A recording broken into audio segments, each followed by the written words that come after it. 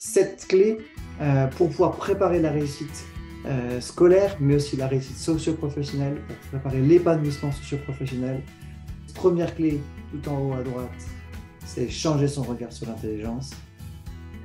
Deuxième clé, c'est la résilience. La troisième, avec la petite mallette, c'est prendre soin du développement cérébral.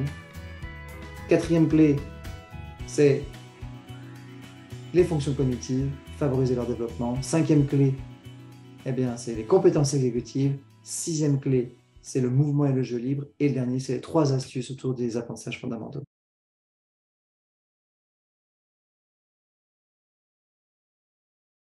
Je suis content d'être avec vous ce soir. Ça fait maintenant 5 ans que j'ai développé Pédagovie. Avant de commencer cette aventure Pédagovie, j'ai enseigné pendant 13 ans dans l'éducation nationale, côté privé catholique, comme professeur de français, principalement en collège, même si j'ai fait quelques années aussi en lycée, lycée professionnel, lycée général, mais j'ai essentiellement fait du collège. Et puis en 2018, donc, j'ai créé Pédagovie. Ça faisait 13 ans que j'enseignais, et puis j'avais à cœur à ce moment-là de partager, d'une part, tout ce que j'avais pu découvrir aussi dans mes formations, dans mes recherches, et puis de consacrer aussi plus de temps à la recherche, puis à la création d'outils, d'activités pour aider les enfants en difficulté d'apprentissage. Et aujourd'hui, Pédagovie, finalement, ça se résume à ça, c'est de la formation pour enseignants, c'est de la création d'outils pour accompagner les enfants et adultes qui sont confrontés à des difficultés d'apprentissage avec ou sans troubles reconnus. Et puis, il y a aussi une partie autour de la parentalité quand même, puisque je crois que on peut changer beaucoup de choses, notamment on peut former les enseignants, on peut impacter tout le milieu scolaire, mais il faut aussi impacter les parents, il faut aussi sensibiliser les parents, former sur les fondamentaux. C'est un petit peu aussi le but de cette soirée, c'est de pouvoir transmettre des clés pour pouvoir préparer la réussite scolaire. Parce que je travaille beaucoup auprès d'enseignants, je travaille beaucoup auprès de professionnels, donc thérapeutes, professionnels d'apprentissage, de la rééducation. Et c'est vrai que c'est bien, c'est super de pouvoir apporter des outils, de pouvoir donner des pistes concrètes. Mais je me dis souvent que si on agit en amont, on peut aider à ce que les choses poussent bien et que du coup, ce soit plus simple dans les apprentissages une fois qu'on est rentré dans le cursus scolaire. C'est un peu l'objet finalement et la raison surtout de cette soirée. Voilà, donc comme prévu, il y a 7 clés que je vais aborder ce soir. Et l'objectif, c'est de vous donner des éléments qui vont couvrir un petit peu tout le champ un petit peu d'action que les parents, notamment les professionnels, mais surtout les parents peuvent avoir à la maison ou alors ou en crèche ou à l'école pour pouvoir aider les enfants entre 0 et 6-7 ans à se préparer à cette entrée dans le parcours scolaire et donc à pouvoir développer aussi toutes leurs compétences pour pouvoir être au mieux de leur potentiel. Donc voilà, les 7 clés, on va les découvrir au fur et à mesure. La première, comme je le disais, c'est de changer son regard sur l'intelligence.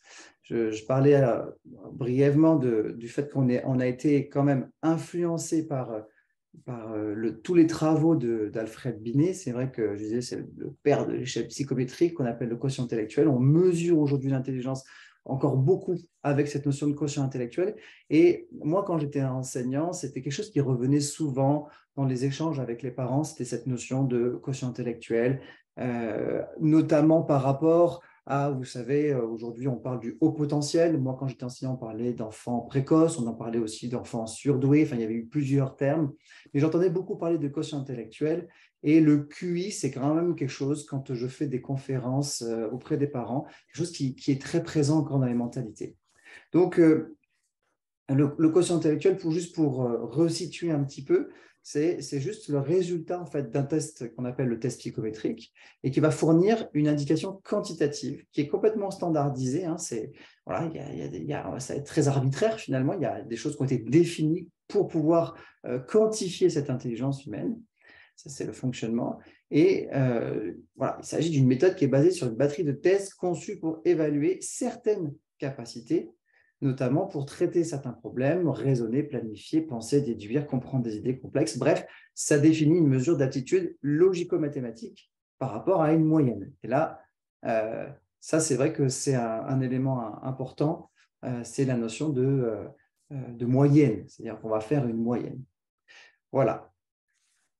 Ça, c'est un élément pour démarrer, j'ai envie de dire, sur cette notion de quotient intellectuel. Alors, je regarde juste la conversation, je fais une petite pause, je vois qu'il y en a qui ont un souci de son. J'ai l'impression pourtant que dans la majorité des gens m'entendent bien. Est-ce que je me trompe? Mais a priori, tout le monde m'entend bien. S'il y a un souci de son, c'est à vous de régler le son normalement, puisque moi, le mien fonctionne bien. Il y en a plein quasiment tout le monde m'entend. Donc, je poursuis et je vous laisse régler les petits problèmes techniques. Voilà. Je continue. Donc, j'aime cette citation d'Alfred Binet, elle est intéressante. Hein. C'est tout simple, l'intelligence, dit-il, c'est ce que mon test mesure. Donc, on pourrait dire, tiens, M. Binet avait une haute estime de son test, ça c'est clair. Mais c'est une réalité, c'est que l'intelligence est encore beaucoup vue au travers de cette notion de quotient intellectuel.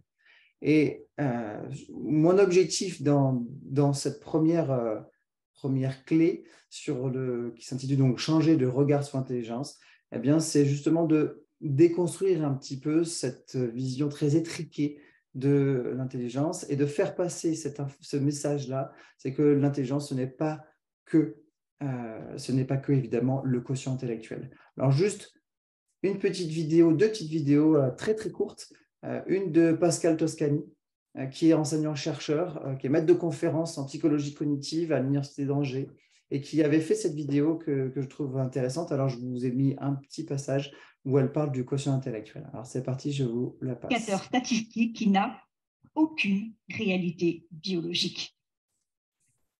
Aujourd'hui, les scientifiques les plus humbles ne s'engagent pas sur le chemin de la définition de l'intelligence parce que ça pose un problème éthique. On ne peut pas catégoriser les gens en fonction de leur intelligence. L'intelligence est bien trop vaste avec tous les sauveurs de cette planète pour pouvoir réduire l'intelligence en une définition. La définition ne peut pas être ce que l'on définit.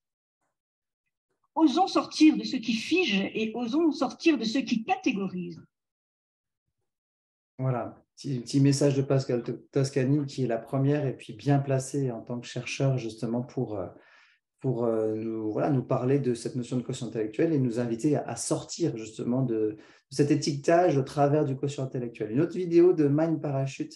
Mind Parachute, c'est un site qui fait des résumés de livres et qui notamment ici… Pendant très longtemps, les quotients intellectuels, ou QI, a été considéré les meilleurs facteurs permettant de prédire les succès scolaires d'abord et professionnels ensuite. Mais juste avant les années 2000, plusieurs études ont montré qu'une vision uniquement intellectuelle des capacités d'un individu n'est pas suffisante pour expliquer les niveaux de performance à l'école et sur les lieux de travail. En réalité, les quotients intellectuels ne pèsent que 20% dans l'atteinte du succès. Les 80% restants dépendent d'autres facteurs. Voilà. Donc, intéressant de voir combien pèse finalement le quotient intellectuel finalement dans la réussite socio-professionnelle. Et c'est vrai que on pense parfois encore que, alors j'ai mis deux petites choses, mais que l'intelligence est innée. On pense qu'on est avec de l'intelligence ou pas avec de l'intelligence, que finalement, c'est peut-être qu'à sur mon berceau, j'ai de la chance, les bonnes fées se sont penchées et m'ont donné ce qu'il fallait. On pense aussi parfois qu'il y a des enfants qui sont plus intelligents que d'autres, qu'il y en a qui sont plus doués pour l'école que d'autres. Et évidemment, tout ça est bien conditionné, cette façon de penser, c'est bien conditionné par cette façon de voir l'intelligence, notamment au travers du quotient intellectuel. L'idée que des enfants, que l'intelligence est innée, on pourrait aussi dire, mais alors si l'intelligence est innée, la stupidité aussi est innée. Si on va dans ce sens-là, on ne va pas très loin finalement. L'idée que les enfants sont plus doués, il y a des enfants qui sont plus doués pour l'école que d'autres, c'est aussi une façon de regarder l'intelligence et le système aussi d'une certaine manière qui finalement limite et met des gens de côté. Donc, j'entends souvent, et je l'ai souvent entendu moi en rendez-vous parents-prof, ça, c'est quelque chose que j'entendais très souvent, trop souvent, je trouve. Et moi, j'encourage les parents à perdre ce genre de réaction verbale ou même de façon de penser.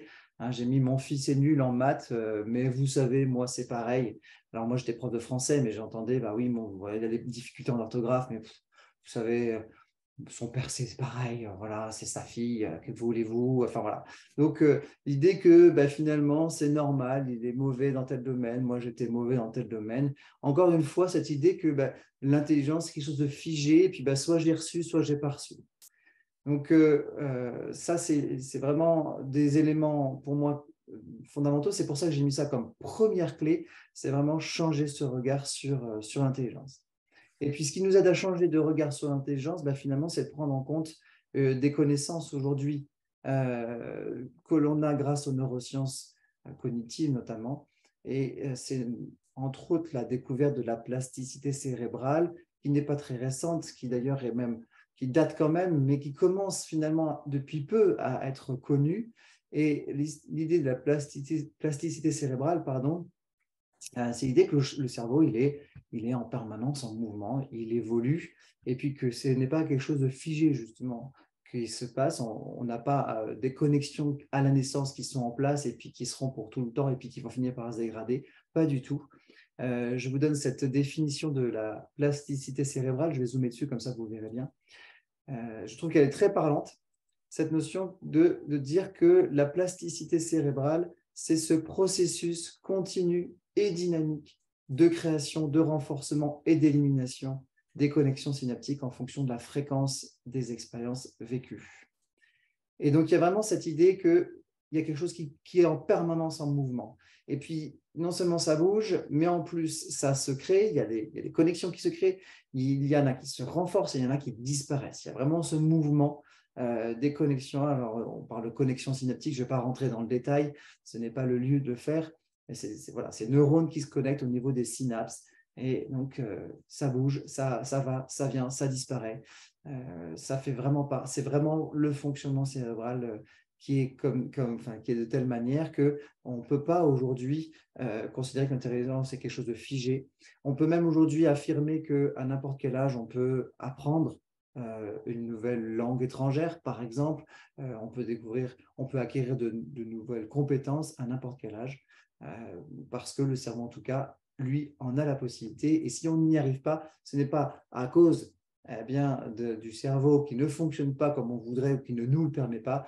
D'abord, la première explication, c'est que nous n'avons pas les bonnes stratégies ou les bonnes façons pour le faire, ou que nous ne disciplinons pas suffisamment, etc. Bon.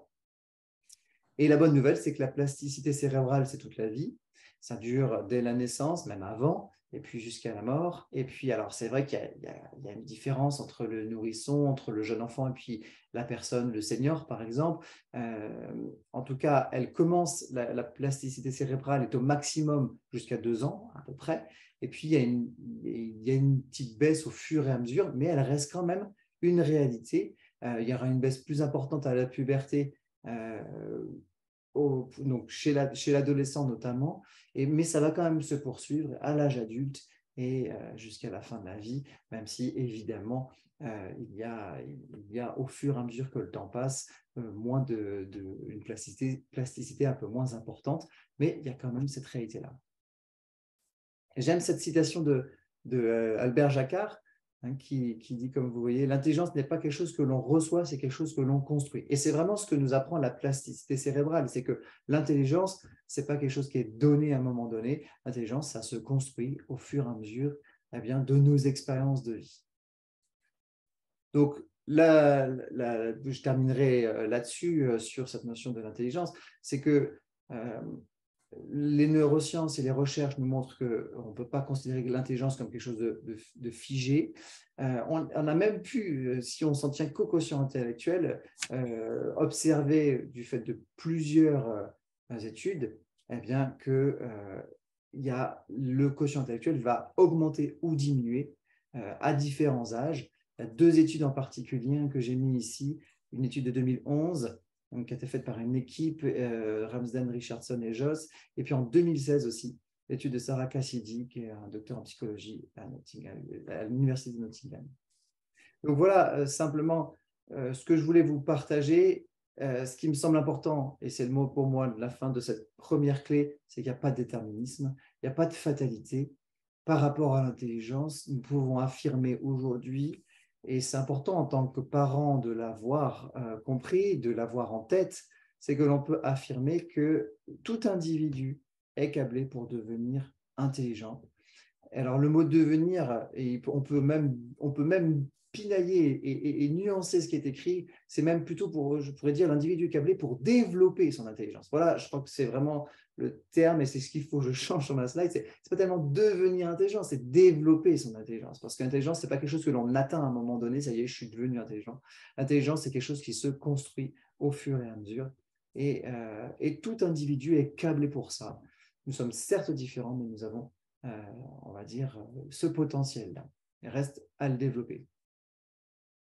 Voilà pour le premier élément que je voulais partager première clé que je voulais partager pour préparer la réussite scolaire et la réussite de sa vie socio-professionnelle. La deuxième clé, qui est ici représentée par ce personnage avec la balle qui semble pouvoir rebondir, eh bien justement, c'est la résilience. C'est pour ça que j'ai mis quelqu'un avec une balle qui rebondit. Parce que la résilience, c'est vraiment cette idée de rebondir. C'est un phénomène psychologique qui consiste, comme je l'ai écrit, pour un individu affecté par un traumatisme à prendre un acte de l'événement traumatique pour ne plus ou ne pas avoir à vivre dans la dépression et donc pouvoir se reconstruire. En fait, en latin, la résilience, ça signifie le fait de rebondir.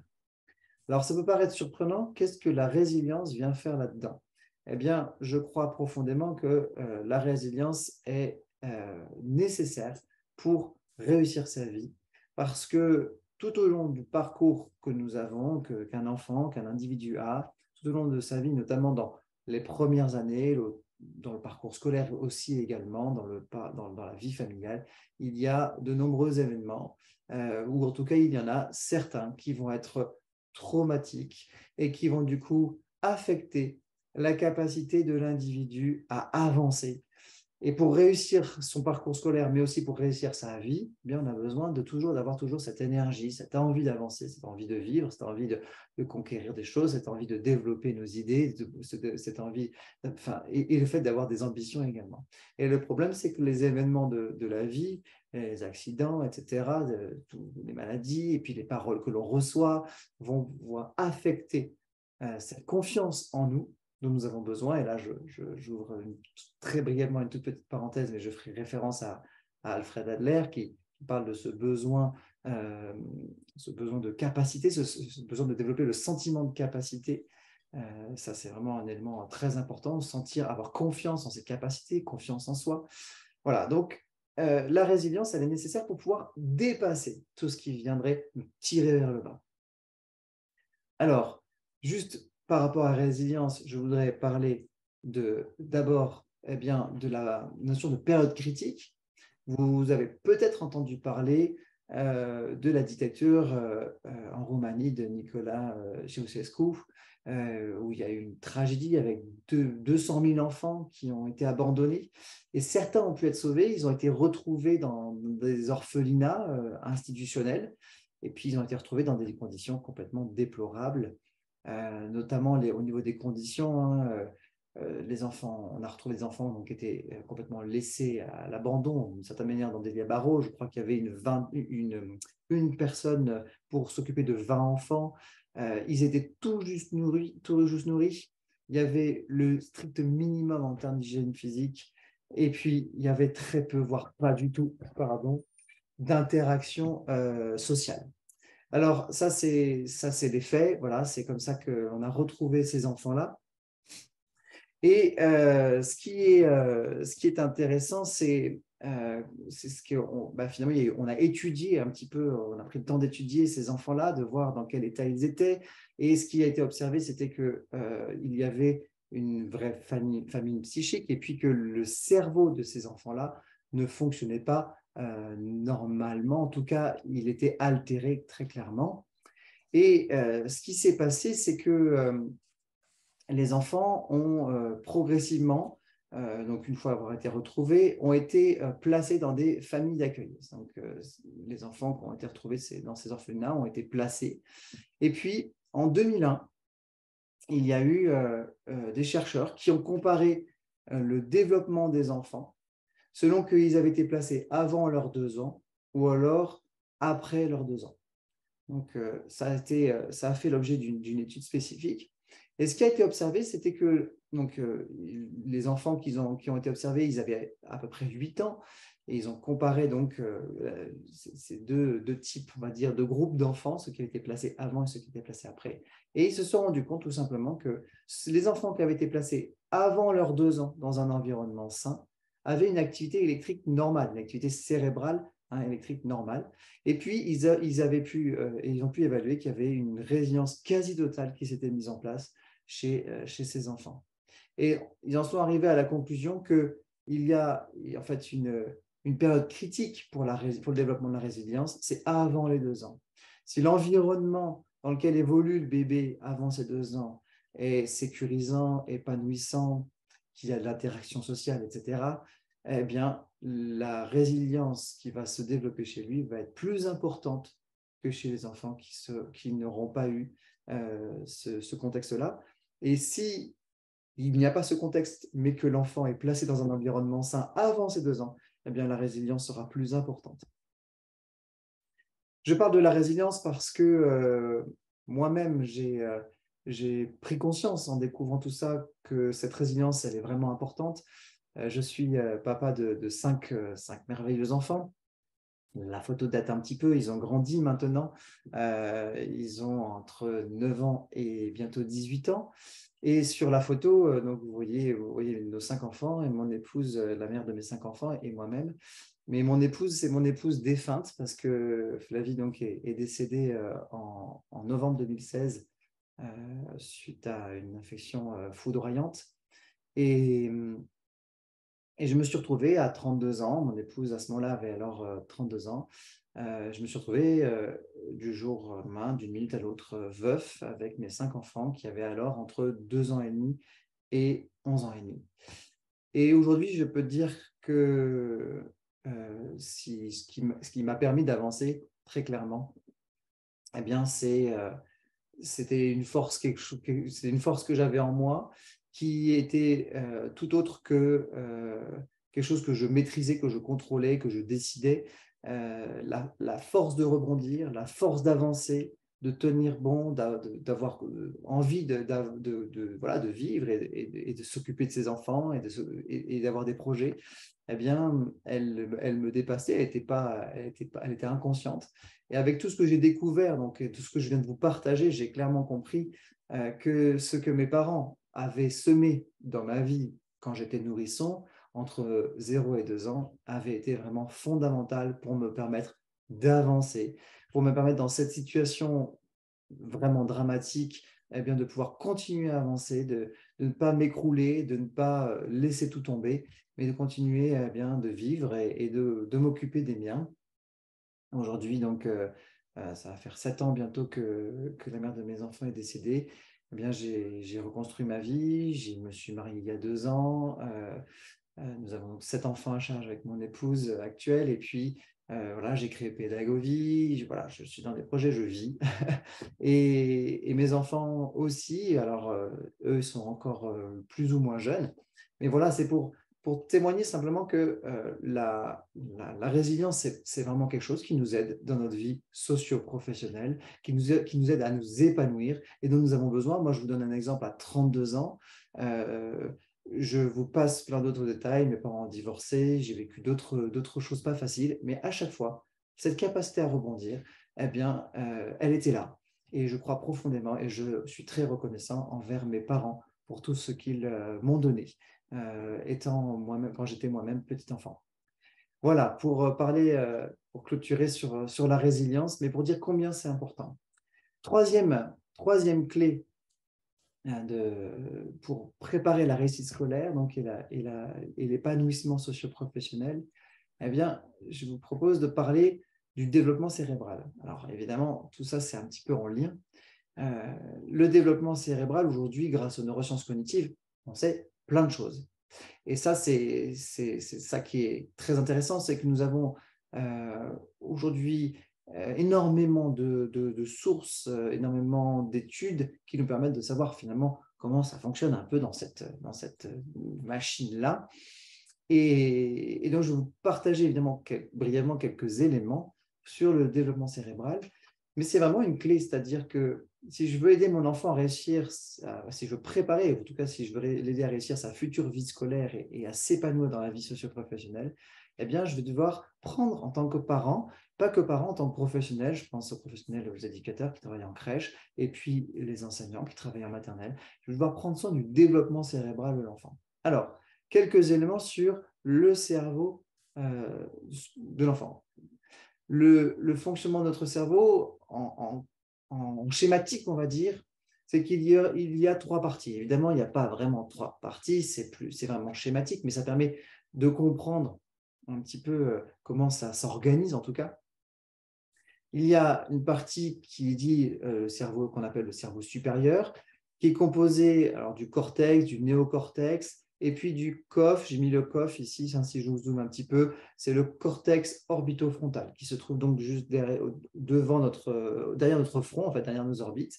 Voilà, et qui est très important parce que, juste quand même, pour le préciser, le cortex orbitofrontal est la seule partie au niveau cérébral qui nous distingue des grands primates. Nous avons en commun plusieurs parties de notre cerveau avec les mammifères, etc. Et les grands primates ont aussi un cortex, un néocortex, mais pas de cortex orbitofrontal. Donc, c'est la seule chose qui nous distingue. Voilà pour cette première partie. Je reviens sur cette partie-là, pardon. Hop, voilà. La deuxième partie, c'est le cerveau qu'on appelle du milieu, hein, ou qu'on appelle aussi le cerveau limbique. Enfin, voilà, c'est des noms qu'on donne. Il y a deux glandes, alors à chaque fois elles sont en double, mais bref, on dit l'amygdale généralement et l'hippocampe, même si à chaque fois c'est en double. Mais voilà, il y a l'amygdale et l'hippocampe. L'amygdale est le centre de la peur. Voilà, et l'hippocampe est plutôt la zone de l'apprentissage, de la mémorisation, même si ce n'est pas le seul évidemment à gérer l'apprentissage, mais il joue un rôle important là-dedans. Et la troisième partie, c'est donc le cerveau du bas. Hop, je vais revenir un tout petit peu en arrière. Voilà, le cerveau dit du bas, qui est en fait composé de deux parties, le cervelet, le bulbe rachidien, et le cerveau du bas, de manière très schématique aussi, mais quand même, je précise, va gérer plutôt tout ce qui gère la survie finalement, et qui nous permet de respirer, par exemple, qui nous permet de vouloir manger, de vouloir nous nourrir en tout cas, tout ce qui va être vraiment de l'ordre de la survie. Voilà, ce qu'il faut comprendre sur ces trois parties du cerveau, parce que je ne vais pas vous embêter plus avec le fonctionnement cérébral ce soir, mais c'est qu'il y a des stades de maturation qui sont différents. Ces parties cérébrales, ces zones cérébrales ne maturent pas de la même manière et surtout pas en même temps. Alors, juste un petit zoom justement là-dessus. Alors, je vais revenir là-dessus. Voilà. Première chose, c'est que le cerveau du bas, lui, il est à maturité dès la naissance. C'est-à-dire que quand le nourrisson arrive, quand le bébé naît, eh bien, son cerveau du bas est déjà à maturité. Ce qui se comprend assez bien, puisque c'est le cerveau c'est la zone de la survie qui va gérer en tout cas la fonction de survie. Bah oui, c'est déjà mature, c'est ce qui va lui permettre de crier, de dire pour dire qu'il a faim, de crier, de pleurer pour dire qu'il ne se sent pas bien, qu'il a mal quelque part, qu'il a besoin d'être changé, etc., etc. De respirer, bien sûr, voilà. Donc, c'est mature de naissance. Pour le cerveau du milieu, eh bien, ce n'est pas tout à fait la même chose. Ça dépend. Les amygdales vont être à maturité dès la naissance. Et rappelez-vous, l'amygdale, c'est le centre de la peur.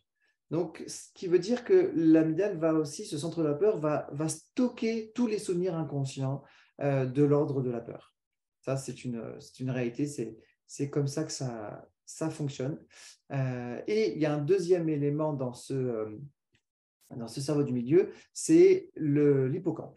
L'hippocampe qui arrive à maturité environ, attention, dès 3 ans, ça reste approximatif, mais ce qui vous explique peut-être que vous n'avez pas de souvenirs avant 3 ans, en tout cas la plupart du temps, bien que vous pouvez en avoir, mais c'est plus rare d'en avoir avant 2 ans et demi, 3 ans. Donc hippocampe, rappelez-vous, qui gère la partie de l'apprentissage, notamment la mémoire. Et puis, la dernière partie, c'est le cerveau supérieur qui, lui, va se développer beaucoup plus lentement, beaucoup plus tardivement. En tout cas, il va maturer sur une période beaucoup plus longue. La première chose que j'ai notée, c'est qu'il y a ce qu'on appelle une poussée de croissance neuronale à 7 ans. D'ailleurs, ça vous fait peut-être penser, et moi, quand je l'ai découvert, ça m'a évidemment fait penser à ça, c'est le fameux âge de la sagesse, hein, les 7 ans, l'âge de la sagesse. L'âge de raison, comme on dit. Oui, 7 ans, s'il y a une poussée de croissance neuronale, on ne parle pas du corps ici, on parle vraiment du cerveau. Ça veut dire que les connexions entre le cerveau du haut, le cerveau du milieu et le cerveau du bas vont s'intensifier. Et à ce moment-là, toutes les facultés permises par le cortex orbitofrontal notamment, eh bien, vont pouvoir être mobilisées par l'individu. Et donc, dernière information, c'est qu'il y a une maturation finalement qui est vraiment possible entre 25 et 30 ans, qui se termine vers 25 ans, 30 ans pour être très juste. Ça évolue petit à petit et ça se termine vers 25-30 ans. Voilà pour ces stades-là. Mais vous voyez que prendre conscience, quand nous accompagnons des jeunes enfants, que au fur et à mesure des années, le cerveau se développe, les connexions se développent, la maturité cérébrale, les réseaux neuronaux se mettent en place et donc les facultés ne sont pas toutes disponibles dès la naissance, que ce soit en termes de contrôle de soi, contrôle des émotions par exemple, contrôle de la frustration, etc. Et l'enjeu, du coup, ça va être de favoriser la maturité du cortex orbitofrontal. Alors, de manière générale, de favoriser la maturité cérébrale, donc de favoriser les connexions neuronales, et notamment la maturité du cortex orbitofrontal, qui est, je le rappelle, ce qui vraiment nous distingue, nous les êtres humains, de tous les autres êtres vivants. Alors, 2 facteurs que je dirais délétères, c'est-à-dire qui vont affecter le développement cérébral. 2 facteurs que je citerai simplement ce soir, c'est la peur et le stress. Rappelez-vous, la peur, hein, c'est géré notamment par l'amygdale. L'amygdale va stocker les souvenirs inconscients. Donc, plus il y a de peur, plus il y a de souvenirs inconscients qui vont être stockés. Et ce n'est pas parce qu'ils sont inconscients qu'ils n'ont pas d'impact. C'est bien le problème aujourd'hui, c'est qu'on sait, alors on le sait depuis longtemps, et notamment par rapport à toutes les approches psychanalytiques, mais que tout ce que nous avons stocké comme souvenirs inconscients, eh bien, ont un impact sur notre vie. Et en plus, la peur et le stress vont agir parce qu'ils vont produire en fait une hormone, ils vont agir sur la sécrétion d'une hormone, ils vont augmenter la sécrétion de l'hormone. Plus il y a de peur, plus il y a de stress, plus le cortisol va être sécrété.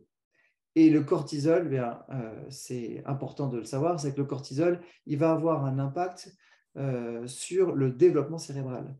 Et notamment, il a été observé, donc il y a plusieurs études, hein, j'en ai cité une ici, je zoome si vous voulez voir le nom de l'étude, mais que s'il y a sécrétion de cortisol de manière fréquente, donc s'il y a régulièrement du stress, régulièrement de la peur, eh bien, ça va perturber, voire inhiber les circuits pour penser, apprendre et réfléchir. Donc ça, c'est un élément important à avoir, c'est que la peur et le stress, ce n'est pas juste « oh, allez, ça va passer, t'inquiète pas, c'est bon, un petit câlin, etc. » C'est que plus il y a de peur et plus il y a de stress, et plus l'enfant va sécréter ce cortisol, et plus ça va affecter notamment son hippocampe, on le verra après, mais son développement cérébral de manière générale.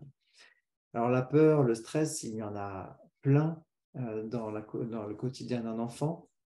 Et c'est pour ça que la mission, à mon sens, de tous les acteurs tous les éducateurs, en tout cas plutôt, qui gravitent autour de l'enfant, eh bien, ont cette mission, c'est de faire en sorte que les situations de peur et les situations de stress soient les moins nombreuses possibles, même si on ne peut jamais tout éviter, bien évidemment. Alors, justement, donc, qu'est-ce qui va permettre finalement un bon développement cérébral? Il y a notamment l'environnement, et puis il y a même essentiellement l'environnement. Et je voudrais vous parler ici d'une étude, l'étude de Philadelphie, qui a été faite autour des années 90, 1992, 1990, mais c'est autour des années 90, parce qu'elle a pris un certain temps en plus, donc par le docteur Alan Hurt, qui, avec son équipe, en fait, a choisi de faire une étude sur les dommages subis par des enfants qui sont nés de mères dépendantes à la cocaïne. Les enfants ont été suivis pendant plusieurs années. Et il y a eu 2 groupes de nouveau-nés qui sont issus du même milieu socio-économique défavorisé qui ont été faits. Il y a eu un groupe d'enfants dit le groupe test, comme souvent il y a le groupe test, qui va regrouper des nouveau-nés, donc de femmes qui étaient dépendantes à la cocaïne, et donc qui ont été exposées à la cocaïne, à cette drogue, lors de la grossesse. Donc ça, c'est le groupe test. Et puis, vous avez le groupe témoin. Le groupe témoin, ce sont les enfants, les nourrissons, qui n'ont pas été exposés à la cocaïne pendant la grossesse. Ce qui est intéressant, c'est que à 4 ans, donc ils ont observé les enfants pendant plusieurs années, ce que je vous disais, c'est que ça s'est étalé dans le temps. À 4 ans, ils ont observé qu'il n'y avait aucune différence significative sur le plan cognitif entre les 2 groupes, donc entre les enfants. Ce qui veut dire que l'exposition à la cocaïne n'a pas impacté le développement des enfants. Donc ça, c'était un premier élément. Par contre, ce qui a été observé, c'était que le quotient intellectuel, qui était en fait ici la façon de mesurer le développement cérébral, le quotient intellectuel était plus bas que la moyenne de leur tranche d'âge, de tous les enfants. Les 2 groupes d'enfants avaient tous un quotient intellectuel plus bas que la moyenne de leur tranche d'âge. Et ce qui était intéressant, et que j'ai mentionné au tout début, je ne sais pas si vous avez fait attention, c'est qu'il y avait un facteur commun à tous ces enfants. C'est qu'ils avaient un milieu socio-économique qui était identique. Et ce milieu socio-économique, eh bien, était caractérisé par ce qu'on dirait un milieu défavorisé. Notamment, il y avait peu d'interactions sociales entre les parents et les enfants. Il pouvait y avoir de la violence éducative, ce qu'on appelle la violence éducative ordinaire. Voilà, c'était vraiment ce qui caractérisait tous ces enfants. Et tous ces enfants avaient un quotient intellectuel plus bas que la moyenne. Et la conclusion à laquelle sont arrivés les chercheurs, c'est qu'un environnement défavorisé peut perturber le développement cognitif plus qu'une exposition, pourtant gestationnelle, à la cocaïne. Donc, il y a donc des facteurs délétères, on peut dire, pour le développement cérébral. C'est l'exposition à la violence cérébrale, à la violence tout court, à la violence verbale, violence physique. Il y a le manque d'interaction. Et ça a plus d'impact qu'une exposition gestationnelle à la drogue. C'est pour dire à quel point les interactions sont fondamentales pour la construction d'intelligence humaine. Ça, c'est l'intérêt de cette étude-là. Et ce que je voudrais quand même dire, parce que quand on parle de milieu social défavorisé avec violence, on se dit oui, mais nous, on n'est pas là-dedans. Oui, mais l'étude de Martin Teicher, ici que je cite brièvement, montre que il n'y a pas besoin d'avoir une violence importante. C'est que ce qu'on appelle la violence éducative ordinaire, le fait de donner une tape sur les mains, le fait de donner une fessée, le fait de punir, le fait d'humilier ou de dire à un enfant, mais tu n'es pas gentil, tu n'es pas gentil, tu n'es pas gentille, donc régulièrement. Donc toute ce qu'on appellerait la violence verbale ou les petites humiliations, les remarques négatives répétées, eh bien, ça va avoir un impact sur le développement cérébral. Et Martin Teicher donc, a même observé que ça va jusqu'à diminuer le volume de l'hippocampe. L'hippocampe est une des rares parties de notre cerveau qui augmente et qui diminue comme ça, en fonction des expériences vécues. Donc, c'est intéressant de l'avoir en tête pour pouvoir envisager les façons de prendre soin du développement cérébral. Le souci, c'est qu'on a souvent mal compris, j'ai envie de dire, le message de cette découverte finalement autour de la violence éducative ordinaire. C'est que souvent, on a compris qu'il ne faut pas mettre de cadre finalement à l'enfant et qu'on va le laisser faire du coup, et puis on ne va pas lui dire non, parce que si on lui dit non, on risque de le frustrer, et pas du tout. En fait, ce n'est pas du tout ce que ces études montrent. Au contraire, pour s'épanouir, l'enfant, il a besoin d'un environnement qui est sécurisant, et un environnement sécurisant, c'est un environnement qui est à la fois ferme et bienveillant, bienveillant et ferme. Et alors, évidemment, ce serait intéressant d'aller plus loin sur toute cette notion-là, notamment autour des facteurs structurants. J'ai prévu en fait une journée de formation le jeudi 11 mai, si jamais ça vous intéresse, qui sera en distanciel, où j'irai approfondir différentes clés, différents points que j'aborde ce soir. Ce sera une formation qui sera enregistrée, qui sera accessible également en replay si vous n'êtes pas disponible sur cette journée-là. Voilà, donc j'aurai l'occasion de vous en reparler. Mais voilà, je voulais poser comme élément pour cette troisième clé-là, eh bien, cette notion de prendre soin du développement cérébral. Je voulais poser ces éléments-là. Voilà pour cette troisième clé. Ça fait déjà à peu près, on va dire, 35-40 minutes que vous m'écoutez attentivement. Je vous propose de faire une petite pause de 10 secondes, 30 secondes, simplement de pouvoir vous étirer un peu. Alors, c'est vrai que moi, je ne peux pas m'empêcher de prendre en compte vos besoins en tant que participant, parce que sinon, vous allez vite fatiguer. C'est la fin de journée. Je vous invite à vous lever éventuellement, à boire un coup d'eau, une petite gorgée d'eau, pour pouvoir eh bien, reprendre de l'énergie et être prête et prêt pour écouter la suite. Voilà, donc juste cette petite pause-là attentionnelle. Simplement de se mettre debout, de secouer ses jambes.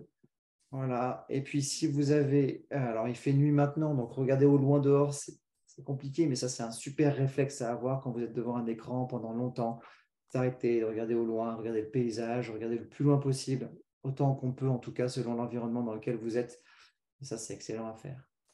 Voilà, donc, si c'est OK, je repars pour la quatrième clé. Alors, on y va. La quatrième clé, c'est favoriser non plus le développement cérébral, mais on va aller finalement un peu plus en profondeur, c'est de favoriser le développement des fonctions cognitives. Alors, juste avant d'expliquer ce que sont les fonctions cognitives, je voudrais vous présenter ce qu'on appelle les deux cercles de l'apprentissage. Et je vais zoomer ici. C'est un travail qui a été fait par Laurence Doré donc à l'hôpital Cochin, et qui a fait ce schéma qu'elle a intitulé le cercle vertueux des apprentissages. C'est intéressant d'observer ce schéma un petit peu. Regardez que ça commence finalement par la partie verte, enfin sur la gauche, là, apprentissage, c'est marqué langage, oral, lecture, écriture, calcul. Et puis, il y a ensuite un cercle finalement. Quand les apprentissages se font bien, il y a du succès scolaire. Le succès scolaire va amener d'une part à la construction harmonieuse de la personnalité et puis d'autre part à un parcours du coup scolaire réussi. Et puis on va voir là, ce cercle sur la droite, eh bien, si j'ai une construction harmonieuse de ma personnalité, alors j'ai une estime de soi qui va se développer, qui va être positive, qui va permettre l'empathie, la sérénité, le désir d'apprendre, etc. Et puis vous allez avoir d'un côté et de l'autre, finalement, le sentiment de compétence, c'est ce que j'ai évoqué tout à l'heure avec Alfred Adler, ce qui va se développer, ce sentiment de capacité que je peux faire, je peux contribuer pour mes propres projets, et puis aussi le sentiment d'appartenance, du coup, qui va être possible. Là, c'est aussi Alfred Adler avec cette idée que je peux contribuer au bien commun, je peux contribuer au groupe, j'ai ma place, voilà. Ça, c'est la partie, le cercle vertueux. Mais il y a un deuxième schéma qui est dans le cas où bien, les apprentissages amènent non pas à de la réussite, mais à de l'échec, à des difficultés et donc de l'échec dans certaines matières, dans certains domaines, plus ou moins importants. Et les conséquences, bien évidemment, vont être différentes. D'un côté, l'échec scolaire peut amener une sorte de trouble de la personnalité avec un sentiment d'infériorité. Ben oui, je me sens coupable de ne pas y arriver, je vais être peut-être agressif, je vais être inquiet, etc. Parce qu'il y a en plus les parents qui s'inquiètent aussi. Ça va engendrer des conflits avec tout mon environnement, bien sûr. Ça va amener éventuellement un complexe d'échec, ça peut développer ça. Et puis, dans l'autre sens, un échec scolaire peut tout simplement amener à des troubles de la scolarisation qui vont eux-mêmes amener à des complexes d'échec. Voilà, comme je le vois dans la conversation, c'est le sentiment d'incapacité qui se développe et qui va avoir tout un retentissement. Et là, on est bien en train de parler de ce que j'ai mis dans le titre de cette webconférence. C'est pas juste réussir sa scolarité, c'est réussir sa scolarité et sa vie. C'est que là, ça a un impact sur toute la vie.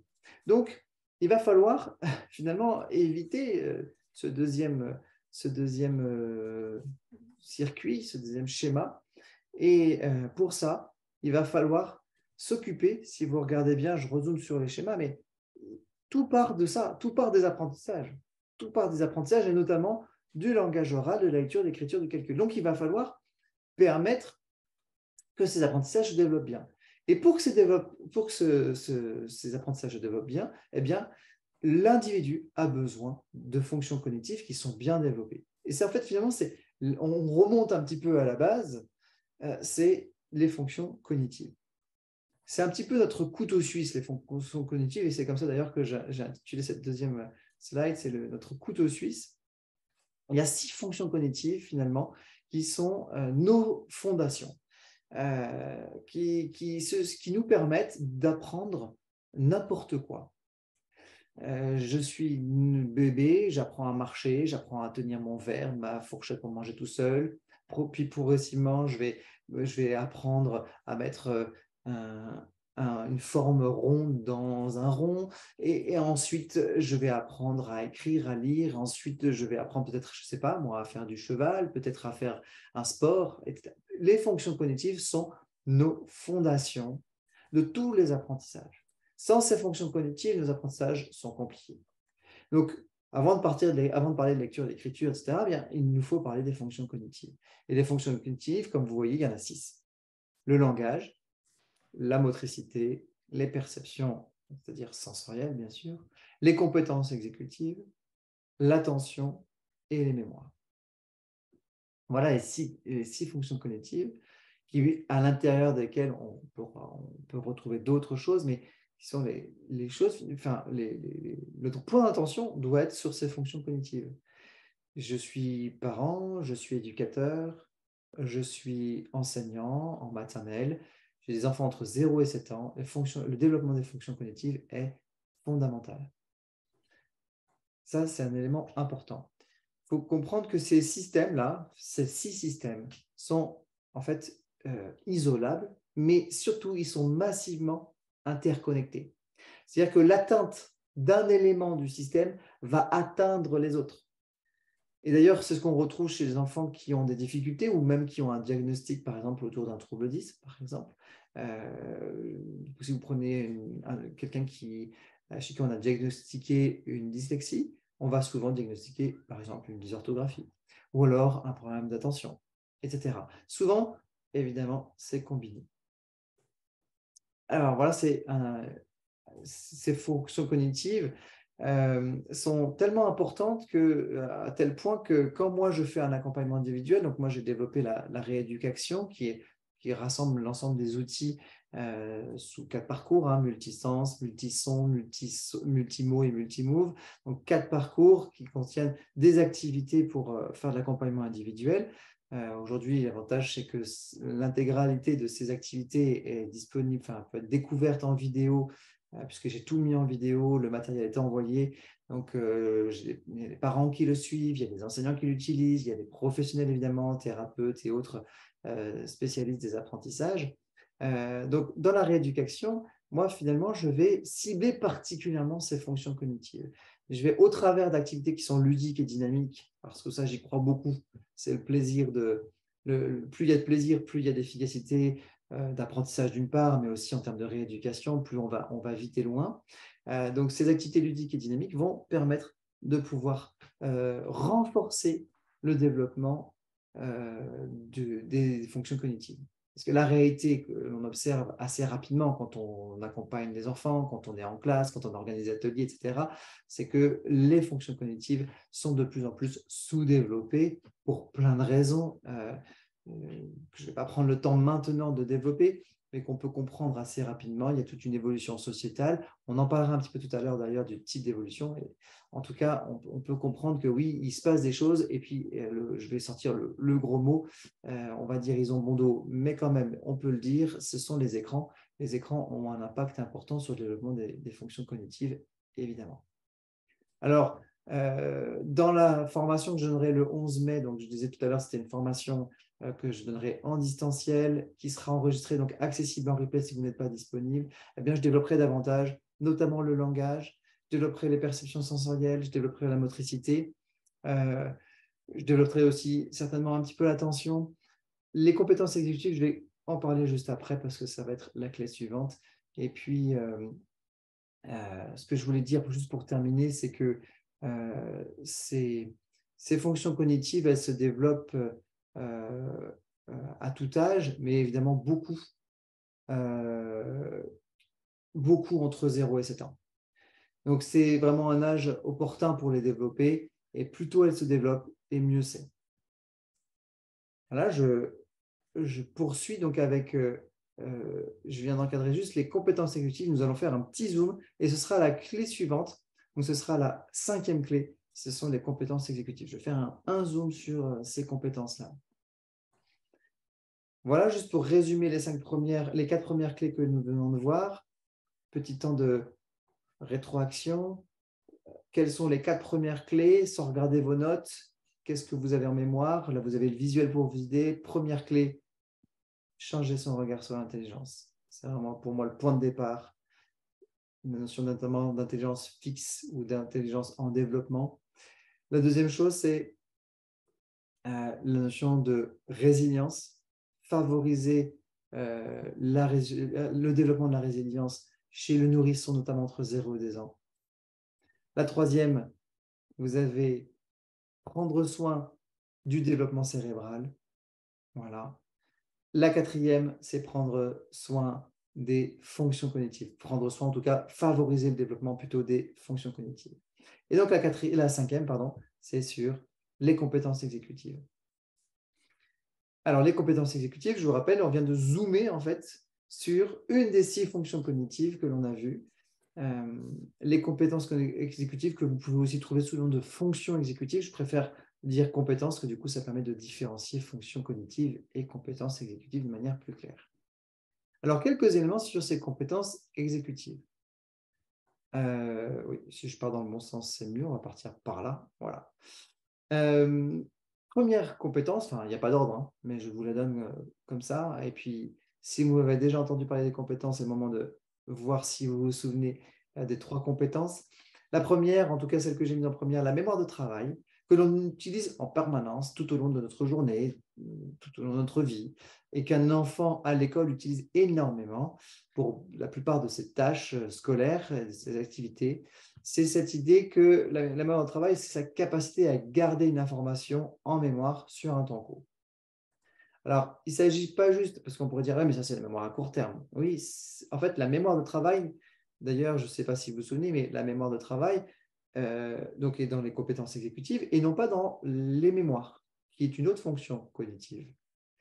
Donc, la mémoire de travail, ce n'est pas juste le fait de se souvenir à court terme de quelque chose, sinon ce serait la mémoire à court terme et on serait dans les mémoires. Or, nous sommes dans les compétences exécutives. La mémoire de travail, c'est ce qui me permet de mémoriser et d'organiser les informations. C'est-à-dire que la mémoire de travail, c'est non seulement garder quelque chose en mémoire pendant un temps court, mais c'est qu'en même temps que je conserve cette information-là, eh bien, je fais autre chose. Par exemple, vous voulez me communiquer votre numéro de téléphone, je n'ai pas de quoi noter. Alors, c'est quelque chose qui se fait de moins en moins, mais on imagine. Et vous allez me le dire. Je vais me le redire à voix haute. Ça, c'est juste stratégie d'apprentissage. Je vais me le redire à voix haute pour pouvoir l'ancrer dans la mémoire de travail, justement. Et je vais ensuite aller chercher un papier, un crayon quelque part dans mes affaires, dans mon petit bazar autour de moi, sortir le crayon, sortir le papier. J'ai gardé en mémoire tout en faisant quelque chose. Et au moment où j'ai mon papier et mon crayon, je vais me mettre à écrire le numéro 1. Et écrire, tout ça, ce sont des compétences. Chercher un élément, rassembler les éléments qu'il faut, le crayon, le papier, se mettre à écrire, tout ça, ce sont des compétences. Et ces compétences-là vont être mobilisées tout en conservant l'information. C'est ça la mémoire de travail. Donc, pour donner un exemple peut-être scolaire, l'enseignant dit, bon, ben là, les enfants, vous allez sortir votre cahier rouge ou votre livre rouge à la page 12, et puis vous allez sortir votre cahier avec, et nous allons faire l'exercice 3. Voilà certaines informations qui ont été données. Et l'enfant va ouvrir son sac, va peut-être voir son goûter, va peut-être voir un jeu qu'il a mis dans son sac, etc. Il va donc être sollicité de différentes manières. Alors ça, c'est d'autres compétences exécutives, mais il va devoir sortir les éléments et tout en agissant, tout en mobilisant différentes compétences, il va devoir garder en mémoire l'information. Voilà, je ne m'attarde pas plus sur la mémoire de travail.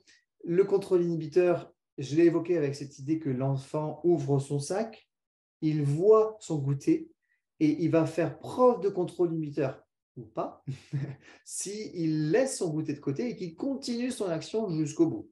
Sortir son cahier, le bon livre, ouvrir au bon endroit et qu'il laisse cette stimulation de côté. Et donc, le contrôle inhibiteur, c'est ça, c'est se faire abstraction des distractions, hein. C'est la capacité à se contrôler, à se concentrer et à inhiber les distractions. Ça permet de rester concentré. Alors, il y a une erreur, faute d'orthographe, vous me pardonnerez. Rester concentré, contrôler nos impulsions, émotions ou avoir les gestes appropriés.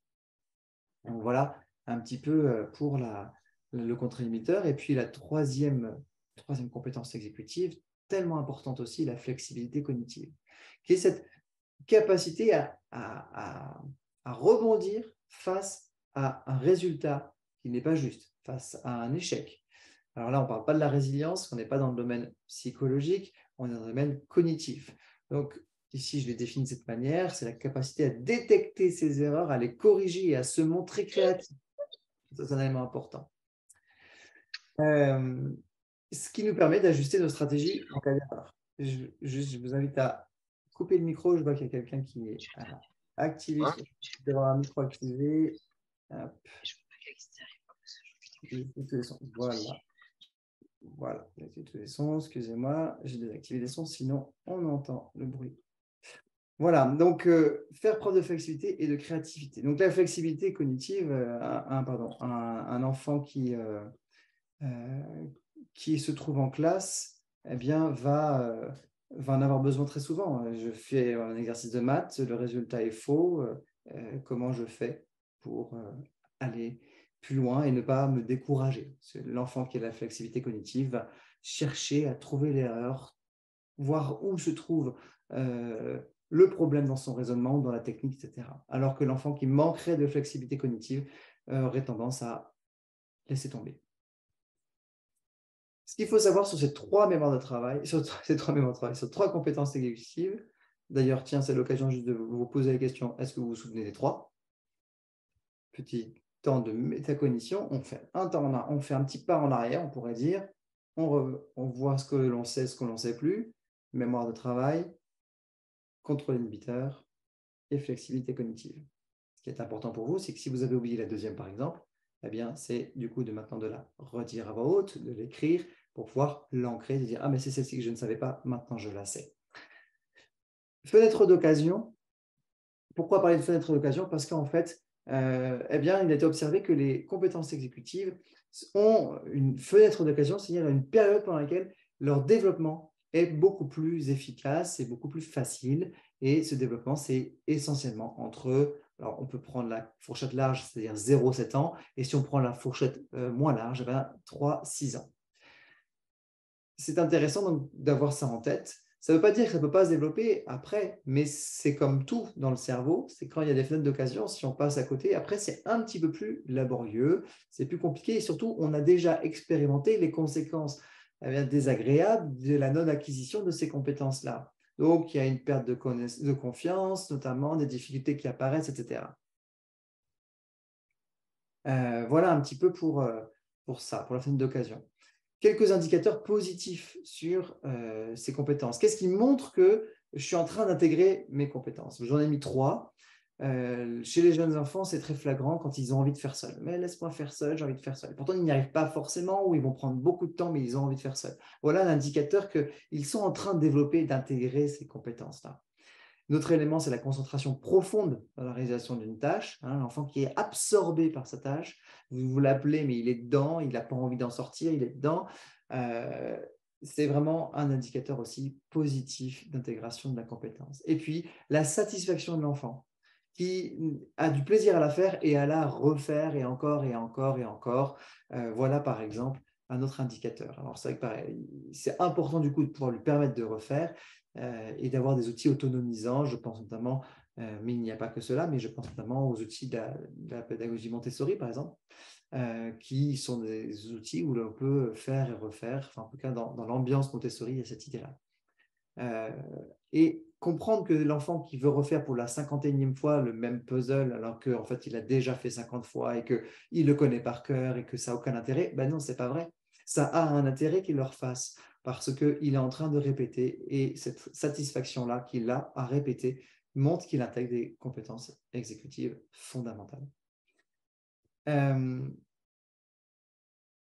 vais revenir sur les compétences parce que du coup, il y avait la deuxième slide.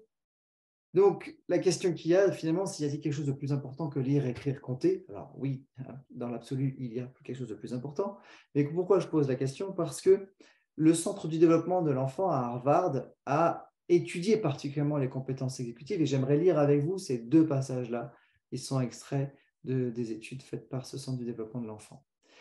Venir à l'école avec une base solide de ces fonctions exécutives est plus important pour les enfants que de connaître leurs lettres et leurs chiffres.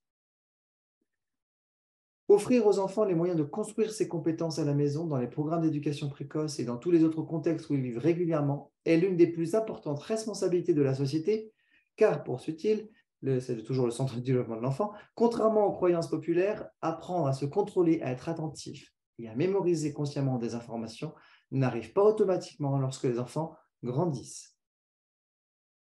Donc oui, il y a quelque chose clairement de plus important que lire, écrire, compter, c'est ce qui va nous permettre de rentrer dans la lecture, l'écriture, le calcul. Ce sont ces fameuses compétences exécutives. Ces 3 compétences exécutives. Et est-ce que vous avez bien en tête les 3 compétences exécutives? Alors, si vous ressortez de cette webconférence en ayant bien en tête déjà les 7 clés et notamment les 3 compétences exécutives, ce sera déjà pas mal. Je vous laisse vous les remettre en tête. Les 3 compétences exécutives. Et moi, je vous donne juste la correction pour vous vérifier. Mémoire de travail, contrôle inhibiteur et flexibilité cognitive. Donc, il y a quelque chose de bien plus important, c'est de développer ces compétences pour permettre à tout un individu d'entrer beaucoup plus facilement dans ses apprentissages scolaires. Et ils le diront, Adèle Diamant, spécialiste des compétences exécutives, dira qu'il est parfois nécessaire de retarder les apprentissages académiques si les compétences exécutives n'ont pas été développées. Alors, juste une piste concrète pour développer ces compétences exécutives, parce que je prendrai le temps dans la formation du 11 mai d'aller plus loin là-dessus, mais une piste concrète, c'est l'étude de Marty Rossmann, qui a montré que si un enfant, dès le plus jeune âge, et notamment dès 3 ans, va participer aux tâches ménagères, eh bien, il va développer dans sa vie, et là, ce n'est pas que arrivé à 12 ans, mais c'est une fois adulte, il va avoir une plus grande maîtrise de lui-même, un plus grand sens des responsabilités, plus d'autonomie, des relations avec la famille et les amis qui seront plus positives, des plus grandes performances académiques et une meilleure indépendance financière. Donc, l'étude de Marty Rossmann nous dit, mais la participation aux tâches ménagères, eh bien, elle est positive pour le développement des compétences exécutives, donc elle est positive pour la réussite scolaire et elle est positive pour l'épanouissement socio-professionnel. Voilà une piste très concrète et là, il ne s'agit pas de faire de nos enfants des esclaves, et en fait, aujourd'hui, avec les droits de l'enfant, on en est arrivé à des extrêmes où on n'ose plus demander à faire des enfants de faire des services parce que sinon, on va nous taxer d'exploiter nos enfants. Pas du tout. Faire participer les enfants à la vie quotidienne, c'est les aider à développer leurs compétences exécutives et donc c'est les aider à préparer leurs apprentissages scolaires et c'est leur permettre de pouvoir plus tard s'épanouir de manière plus importante. Voilà quelque chose qui est très concret. Et plus tôt on commence, mieux c'est. C'est une des conclusions de cette étude, c'est que plus l'enfant commence tôt, meilleurs seront, plus importants seront les résultats, non seulement dans son parcours scolaire, mais en plus dans sa vie d'adulte. Voilà, ici, il y a des choses très concrètes. Et si vous prenez une tâche quotidienne, vous verrez qu'en fait, ça mobilise bien évidemment à chaque fois la mémoire de travail, le contrôle inhibiteur et la flexibilité cognitive. Toutes les tâches quotidiennes, finalement, mobilisent en permanence ces 3 compétences exécutives. Voilà, hop, ça, je vais ressortir de là, voilà. Pour la 5e clé que je vais donner, qui était sur les compétences exécutives, donc c'est développer les compétences exécutives. La 6e clé, l'avant-dernière, qui est donc sur la notion de liberté, mais quand je dis liberté ici, je parle en fait de prioriser le mouvement et le jeu libre. Alors, j'ai mis comme premier point avis de recherche, oui, on va dire que nous sommes un peu à la recherche aujourd'hui du mouvement et du jeu libre, parce que nous sommes passés d'une culture du dehors à une culture du dedans. C'est très flagrant. Si on considère un petit peu l'histoire, on voit qu'il y a eu plusieurs exodes ruraux qui ont eu lieu et qui font qu'on est passé de cette réalité-là, à être dehors, à s'occuper des animaux dans la campagne, à cette réalité-là, pardon, hop, je vais zoomer sur celui-ci, voilà, à cette réalité-là. Par exemple, nous sommes aussi passés de cette réalité-là, le travail dans les champs, le travail dans la campagne, le travail à l'extérieur, à cette réalité-là, un travail en intérieur, dans des bureaux, la plupart du temps. Alors évidemment, il y a encore heureusement des métiers où on est dehors, mais il y en a de moins en moins. Et nous sommes passés aussi de cette réalité-là. Alors, l'image que j'ai choisie, c'est juste pour montrer la notion de vue, le fait qu'on voit au loin, alors que progressivement, la culture du dedans, c'est aussi le fait d'être en ville, d'être entouré d'immeubles, entouré de magasins et de ne plus avoir de perspective. Vous parlez tout à l'heure du fait de regarder au loin, c'est important, surtout quand on fait beaucoup d'ordinateurs. Voilà. En tout cas, c'est une réalité. Nous sommes passés d'une culture du dedans à une culture du dehors. Un autre élément qui le montre très bien, c'est ce mode de vie hyper sédentarisé que nous avons aujourd'hui. Pour comprendre, je mets cette image où on voit à l'intérieur d'une maison dans les années 1920, où on voit que l'intérieur de la maison, c'est un lieu de travail. Ce n'est pas du tout un lieu de confort. Alors qu'aujourd'hui, la maison est d'abord un lieu de confort. On a une chambre confortable avec un lit confortable, on a un salon, on a parfois une salle de jeu, on a parfois une salle de projection, etc., etc. On a une cuisine qui est hyper aménagée avec l'îlot, avec l'électroménager, etc. Tout ça fait qu'on reste plus dans la maison. En 1920, rester dans la maison, ce n'était pas forcément génial, c'était le lieu où on travaillait, il faisait pas forcément beaucoup plus chaud, ça dépendait. Voilà.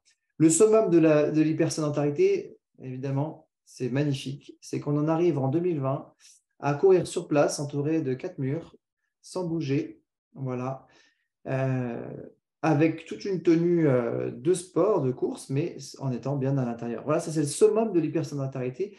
On fait même du vélo sur place, voilà, c'est comme ça. On est bien passé d'une culture du dehors à une culture du dedans. Voilà, je vais passer sur cet élément-là et je vais vous montrer cette petite vidéo qui est très parlante sur la notion de mouvement.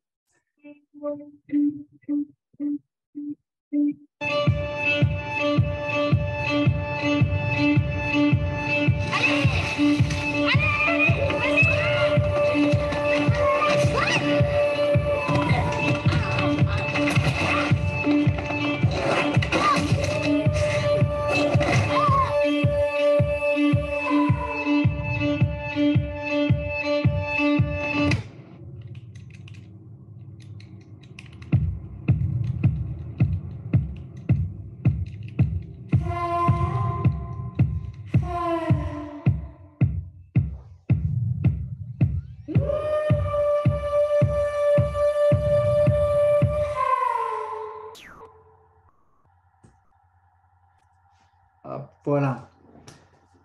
Voilà un petit peu sur cette notion de mouvement. Je ne m'éternise pas trop parce que le temps passe aussi parce que je voulais vous donner ces éléments-là essentiels. Pourquoi j'ai dit dans cette sixième clé, pourquoi j'ai dit prioriser le mouvement et le jeu libre? Parce que la liberté du mouvement et du jeu va favoriser deux choses. D'une part, le développement des compétences exécutives. Plus l'enfant a un jeu libre et un mouvement libre, plus ses compétences exécutives vont se développer. Et puis la deuxième chose, c'est que ça va favoriser l'intégration des réflexes archaïques.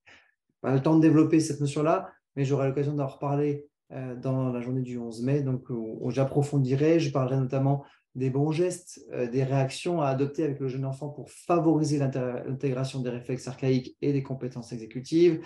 Je parlerai de la question de l'ennui aussi. Je parlerai des activités structurantes et puis du lien entre le mouvement et le langage. Voilà, je aborderai ces éléments-là.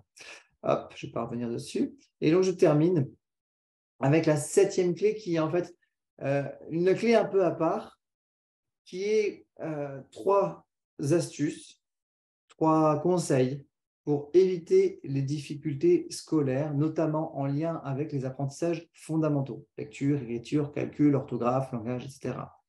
3 astuces.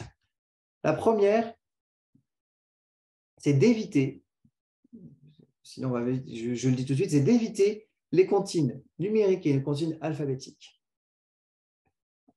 Souvent, les parents pensent que si l'enfant arrive en maternelle, en petite section donc, en connaissant dans son alphabet et en sachant compter de 1 à 5, eh bien, ça va l'aider dans ses apprentissages.